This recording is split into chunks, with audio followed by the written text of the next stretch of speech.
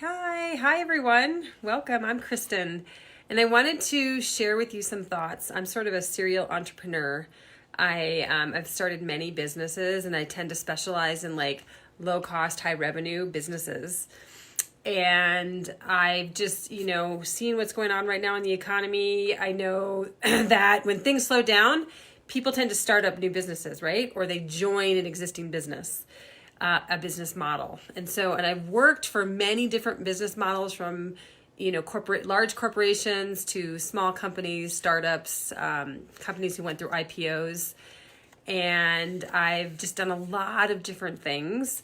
And so I wanted to just offer my experience in terms of things to think about if you're going to be starting your own business or joining another kind of like network marketing company or something like that. That there's definitely things to think about before you get started. So the first of those is the business aligned with you and your values?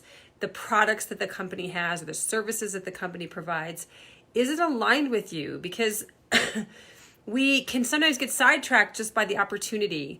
And oftentimes just the fun, good stuff is talked about the business. But you really have to think and stop and pause and be quiet and decide if it's aligned with you for the long term.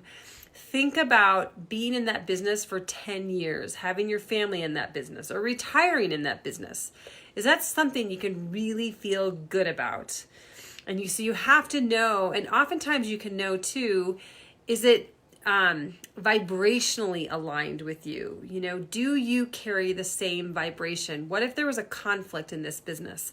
How do you think that would be handled? It's a great question to ask. What happens when there's a conflict?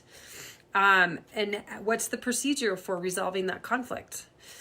And so the answer to that will be a great indicator in terms of, how people think about things, how people are treated. Are they treated with respect?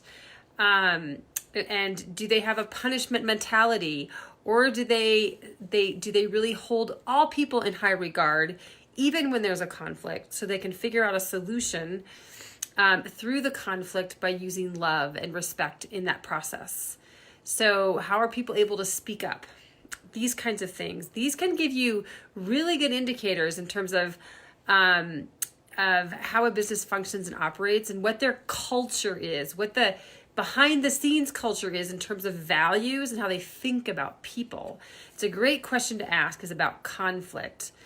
And you want to really know, sorry, I wrote down some questions. Here we go. Some things to keep in mind. So, and do they value wellness of the employees, or do they value wellness within the organization?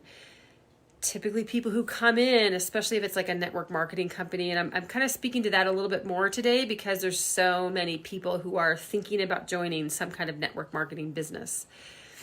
And so is there a value on health and wellness of the people that come in? Because oftentimes the people who come in are the ones who are out there working really hard, and are they expecting like tons and tons of hours to be put in, and how much flexibility is there with hours, and what's the expectation of that too, and what does it take to really do well in that type of business too? So, and a little thing that I tend to do is, hi Christine. One of the things that I think about, like if someone says they work 10 hours a week, or they work 20 hours a week, I would double that, or 1.5 times to 2 times that to go through your learning phase. Because a learning phase in a new business takes a lot of energy. And so whatever somebody tells you in your mind, and they might be telling you something totally accurate, I would still double it. I think it's just important to be able to do that, to say, okay, worst case scenario, I'm going to be working double of what they said. And that way, at least you have a good sense of what might be needed. So another thing to think about is, does it offer growth for you? And what is that path to growth? And is the growth only oriented to that business itself? So you want to really ask about that. Is there an opportunity for growth, and what does that look like? And is there growth for personal development, not just development within the organization? Because we want to grow as human beings, right? We want to grow and want to excel. We want to expand. We want to raise our vibration. So what is the organization doing beyond the regular opportunities for growth within the organization? Are there other opportunities to learn and grow and develop as a human being? Companies need to be thinking about this. Organizations need to be thinking about this. And there is a movement for that to happen. But is it happening in your organization? Hi, Carrie. So nice to see you. So another thing to think about is, does it provide a roadmap to success? And what does that roadmap look like? So is there a 30, 60, 90 day, 6 month, 1 year roadmap? Is it all laid out for you in terms of how to be successful? Are there templates? How is that information communicated? What do the trainings look like? Like asking all these questions about very, very specific to know if there's a roadmap to being successful here, because success leaves clues and you want to make sure that those clues are communicated to you. And leadership and community, you want to understand the culture of that community. And some of the questions I said before can help with that. But you also just want to know, like, where is the community? How often do they get together? Are there opportunities for that? Other things you might want to know is, does it happen online or does it happen in person? Is there a way to get to know the leadership? Can you follow the leader? Who are the leaders? And can you follow them online? It's a great way to get to know people, is to be able to follow the leaders online. And that's going to give you a clue to the community, because the leaders set the tone. The leaders are the ones who really let people know what the philosophy is, and ask if there's like a creed or guidelines that the leadership follows, and what are those is another great thing to understand as well about the leadership and community. And compensation, obviously compensation. So you want to understand a compensation plan in and out. You want to understand worst case scenario. What happens if I don't do X? What's average? What's worst case scenario? You want to ask these questions because you never know what your experience is going to be like.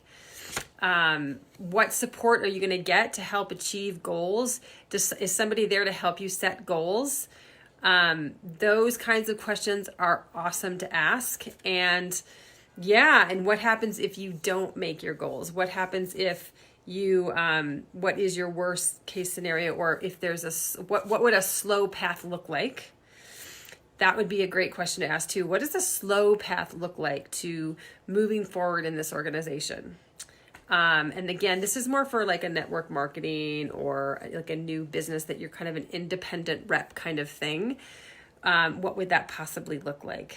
So this is really very basic and simple for people who are really starting out, but I wanted to share some just thoughts and ideas for people who this is their first time into a business, or maybe they've never done this type of business before, in terms of what they might be looking at. And there's just so much to think about that we need to really just cover in our process. So I hope this was helpful. And if it is, pass it on to some of the groups that you might be involved in that might be able to use some help in understanding, how can I get started in a new business? And what do I need to think about? I don't even know where to start. Like, this is a really good starting point. All right, everyone. So I hope you have a beautiful day and take care. Bye.